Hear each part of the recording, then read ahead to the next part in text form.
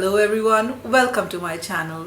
We have all been put into this situation now where we are asked to work from home, and I thought I'll put up a video for you guys because there are certain things that you need to take care of when you're working from home. You might think that it is a very cool thing to do where you're asked to work from home and oh my god, it's going to be like the most relaxed time that we're going to have.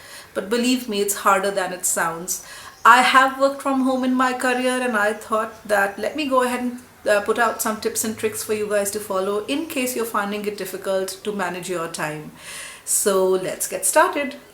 Working from home can be really relaxing if you manage your time well. Well, for starters, you are cutting down on your commuting time, and that actually saves you time of the day. So you can actually squeeze in that time in your work time and be more relaxed when it comes to doing work from home.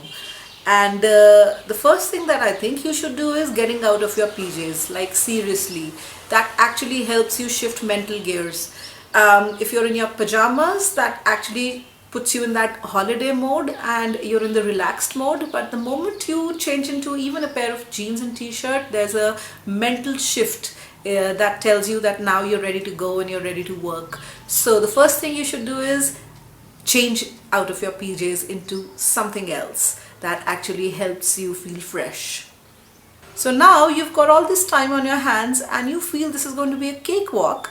Why? Because you've got so much time on your hands and you'll be able to manage things really well, because now you'll be all relaxed about the whole thing and do things at your own pace. Well, that's correct. You have time to do things at your own pace, but you've got to have a small schedule worked out for yourself. In your mind, you have a schedule working where you say that, okay, I'm going to be doing this chore in this much time, and then I'm going to do my office work in this much time, and then I'll be having time to play with my kids or my pet or my family.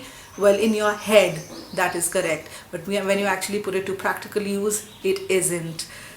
What ends up happening is, for instance, you're sitting down to work, your kid might want your attention, or your spouse might think that you are, oh my god, you're home, so let's do this thing or that thing, or you have like something planned already that you wanted to take care of and you think that okay, now you're together, let's do that. So what you can do is get a designated area of work in your house. Well, if you can get a room to yourself, that's all the more better. But if you can't have that, at least have a space in the house where you can set up your office or your laptop or anything that you need to run your office and just work from there. Make sure that that particular corner is devoid of TV or any kind of external noise. Well, it's not going to be always possible because your kids are home and your entire family is home and they have to do their own thing. So just treat it in your head like you're in a busy office and things are happening around you. You've got to make your family understand the fact that this is not a holiday and this is a work from home situation where you are supposed to be productive. So think of it like you've got 9 hours that you spend at your workplace. And now that you have actually added the commuting time to it, you've got like 2 hours extra, or maybe let's say 1 hour extra to your work time. So instead of working 9 hours, you can do this entire thing in 4 dedicated hours. Let's discuss that how. So how does splitting your time really work? Well, think of it like this. When you're at office, you're really spending 9 hours or probably 10 hours at work, including commuting time, where you're not really putting 9 hours of hard work. You're not working for 9 hours straight. You're actually working for 4 or 4.5 hours really. And the rest are into breaks and meetings and conversations and stuff like that, right? So if you actually put these 4 hours to work at your home, you'll actually be able to achieve the equal amount of work that you would at the office. How does that happen? Well, for me personally, I put myself on a timer. I don't have an attention span of like hour or so. So I put myself on a timer of 45 minutes.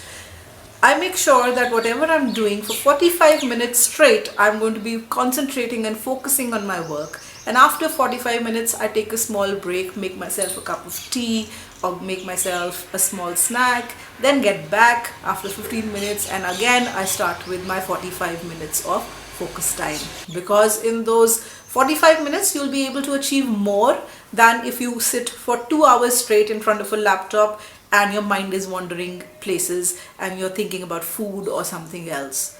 So consider that. Put yourself on a timer of 45 minutes to half an hour, whatever works for you. So this next tip is for the managers and bosses who are not accustomed to working from home.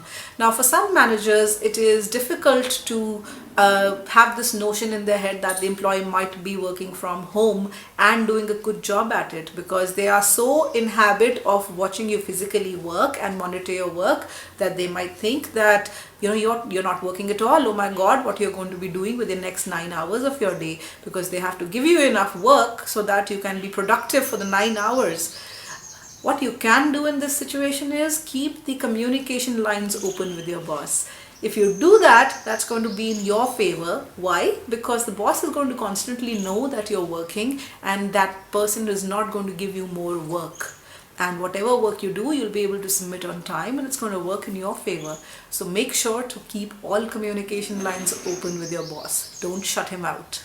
So this next tip is for all the food lovers that are out there who think that it's going to be so much fun where they get to work and eat because the fridge is right there or the kitchen is right there, and they're going to have fun while eating their favorite snacks. Well, I strongly suggest don't do that, because see, for a couple of days it's going to be okay that you are sitting there and eating whatever you want to eat and then working side by side, fine. But after some time, you're actually going to enter into a phase where you feel that you're just not leaving your workstation at all. So I suggest that give yourself a 45-minute of focus time on your work, move away from the work area, go to another place, have your snack in the house, or do whatever you want, your lunch or dinner. Just make sure that at that time you're not thinking of work, you don't have your mobile phone or anything at hand. Just be focused solely on the food that you're eating and then get back to your work area. Because if you mingle both of them, it's just not going to be productive enough. Give yourself a me time. When I say give yourself a me time, I really mean give yourself 30 to 45 minutes that's only dedicated to you. Because when you're confined in a small area, all you need to do is, you need to feel rejuvenated in order to get focused on your work. If you don't do that, you might feel like a couch potato, and I don't want you feeling like that. So make sure that you do meditation or yoga or any kind of physical exercise, whatever floats your boat really, so that you can feel fresh. My last and the most important tip is think about your financial situation and act accordingly. This phase is going to get over. You will get back into the office. Don't give your managers or your bosses any kind of reason to say that you were not productive or responsible enough, because that might change your situation. I don't want that to happen, and I know you don't want that to happen to yourself either. So make sure that you manage your time well. I hope you liked the tips that I shared with you. If you did, make sure to put in the comments down below if you have anything to share with me. If you like this video, make sure to give it a thumbs up and subscribe and press that bell icon.